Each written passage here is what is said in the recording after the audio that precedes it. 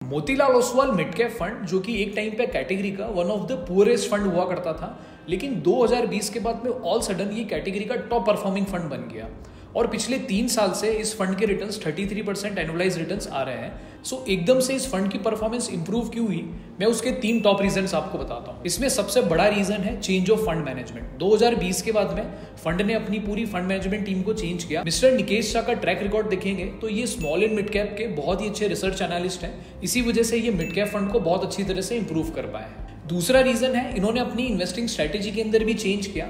ये बेसिकली बहुत limited stocks को टारगेट करते हैं, लेकिन वो सारे ही स्टॉक्स क्वालिटी होते हैं, लेकिन उनके अंदर सेल्स ग्रोथ और प्रॉफिटेबिलिटी बहुत तेजी से ग्रो कर रही होती है। इसी वजह से उनके स्टॉक प्राइसेस भी स्टॉक मार्केट के अंदर तेजी से ग्रो करते हैं और यही रीजन है कि पोर्टफोलियो के अंदर इतने शॉर्ट पीरियड के अंदर इतने हाई रिटर्न्स बनने लगे। और इसके बाद में सबसे लास्ट रीजन है इनका एग्जिट प्रोसेस भी बहुत अमेजिंग है। ये बहुत टाइमली अपने स्टॉक्स को एग्जिट कर लेते हैं ताकि रिस्क मैनेजमेंट अच्छी तरीके से इस फंड के अंदर लेके आ सके। पर इस फंड के अंदर 2 इंपॉर्टेंट बड़ी रिस्क है जिसको आप इग्नोर नहीं कर सकते हैं। सबसे पहला है वैल्यूएशन रिस्क। इस पोर्टफोलियो का पी वैल्यूएशन अभी 53 टाइम्स हो चुका है, जो कि मार्केट एवरेजेस के बहुत ही ज्यादा ऊपर जा चुका है।